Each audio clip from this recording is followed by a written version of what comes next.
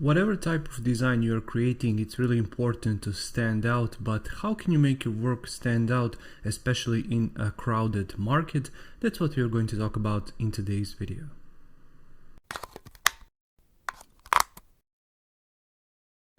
Hey designer, Alex here, welcome to the channel, and before we jump into today's video, make sure to check out my membership. Membership contains all of my courses, design products, mentorship, private access to the Facebook group, and much more. So if you're interested, make sure to check it out. Link is going to be down in the description below. Now to get started with today's video, why would you make your work stand out? Well, quite obviously to attract more potential clients, more potential leads, and even partnerships if you're into that sort of thing. So for example, if you want to partner up with some other designers to do bigger projects, to do projects which are out of your reach, for example, for some big companies, or simply if you need help to attract additional designers who know how to do stuff that you don't know how to do. Therefore, you're going to attract them by simply showing your work and by simply attracting more designers to look at your work. So in today's video, I'm going to show you 3 different ways that you can do that. And the first way is with Behance. Now Behance is obviously with us for a really long time, and what I would recommend for you to do on Behance is to really go out of town, for example, to explore these presentations and to include as rich presentations as you can. I know it's time consuming, I know it's boring, especially at the end of the project when you just want to finish it off and move on to another project, but it's really important to do because on majority of these projects you are going to end up creating these presentations. So when you're already investing your time, make sure to make it a good one. Make sure to explore your presentation in as much detail as possible. Make sure to be creative with your perspectives. Make sure to be creative with the details you actually include in those presentations. For example, which types of fonts have you used, which types of colors, your exploration process, and much more details, because Behance is allowing you to do all of these things. This in turn will show to your potential clients your way of thinking, how you are structuring your projects, how you do your exploration, how you do your research, and therefore it's going to attract more bigger clients who are really willing to invest in you as a designer because you show your work there. So here I have just one random example on Behance, and of course you can use your own examples no matter which type of niche you are in. And here we have this dashboard design, and you can see the design at the first place. Just a little bit of explanation right here at the top, and don't worry because this is Russian language. You can find it in your own language, you can find it in the English language obviously. So language really doesn't matter. What matters is the details and how this person went about and explored all of this. And I'm going to link it down in the description below if you want to check it out for yourself, this example, but obviously find more examples to inspire yourself as to what you can create. So what we have right here, as I said, is the dashboard itself. We have the main color palette, we have the typography, we have some other examples from the dashboard screens, we have icons which they use. You can see different background shadows right here with different icons on it, affiliate network, so how this website actually works, and some additional details right here. You can see some cards dotted around, you can see mobile design, you can see navigation right here. So as you can see, in as many details as possible, this person went about and explored all of these different pop-ups, for example, are really this small detail that you can include, but it's going to enrich your viewers' experience of this particular page. So this is what I'm talking about. Go about and include as many details as you can. You can see this background blue color, for example, with this white color in the background, because that's the branding of this brand that he created this dashboard for. And you can see these pricing plans, for example, how they look like on different website sizes, how they look like on mobile, news, different images, pop-ups, cards inside of a mock-up. So really go about exploring all of these things and how you can create all of these things. Simply because Behance allows you to do this, Dribbble does not. With Dribbble, you really have to focus your viewers' attention on a single screen or a single detail, which is fine because you're going to attract certain audience that way. But if you want to go about exploring your brand and go about into a lot more details, make sure to use Behance, because you can even link it with your website if you have your website.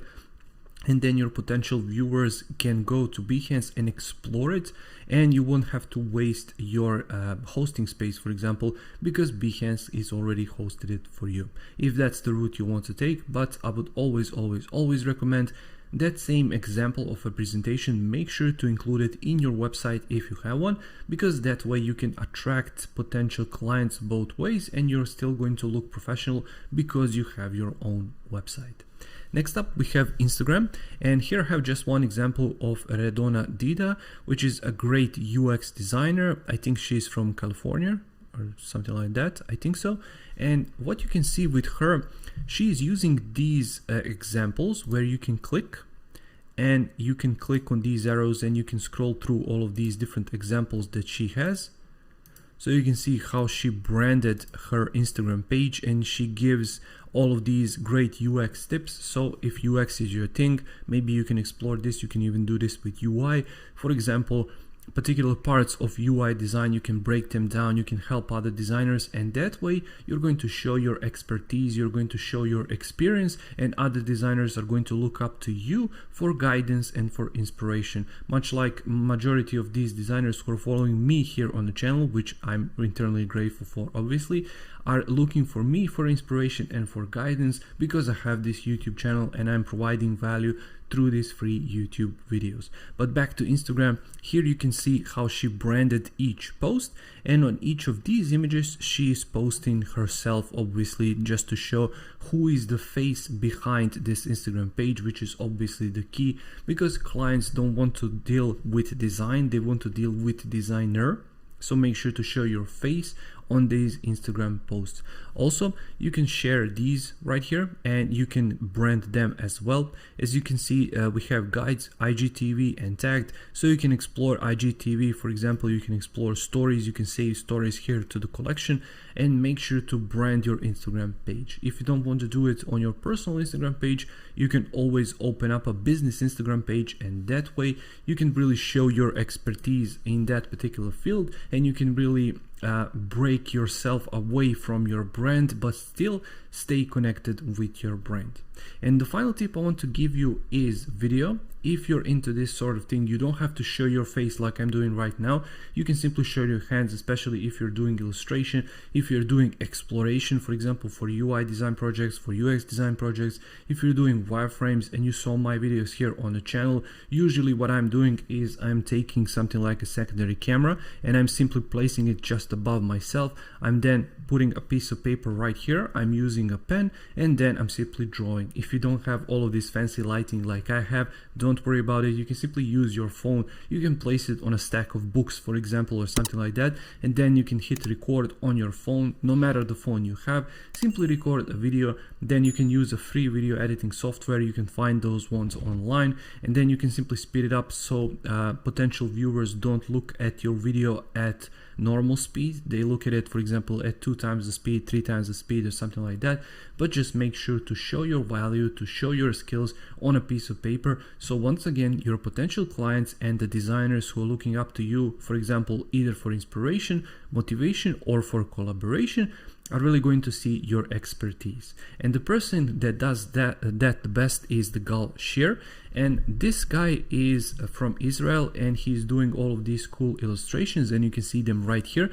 And just take a look at his thumbnails, which are these images on YouTube. So all of them look basically exactly the same. In none of them you can see his face, you can just see his arm drawing on this tablet. I think this is an iPad, and you can clearly see his style. So with this style, he managed to break away from the noise and to make himself recognizable because of this particular style that he has. But don't look at it just as illustration. You can use this for UI design, you can use this for UX design. No matter what you are doing, even for graphic design, you can simply find your style, and the best way to find your style is to just to work. So I will leave the links to everything I spoke about in this video right here in the description below. You can check out all of these things which I mentioned, and to further inspire yourself and to motivate yourself. But just remember, the best way to stand out is to work. Just create more the best way you can, and you're going to improve, you're going to stand out, and you're going to find your style. Because if you don't have your style at the moment, don't worry about it. The best way to find your style is to actually continually working on your designs, improving them, and your style is going to come along the way. Thank you for watching today's video. I really hope you found some value in it. If you did, make sure to press that like button. I upload new videos every single week here on the channel about Adobe XD, about passive income techniques, motivation, design tips, and much more. So if you're interested in content like that, make sure to subscribe, and I'll see you in the next video. Take care.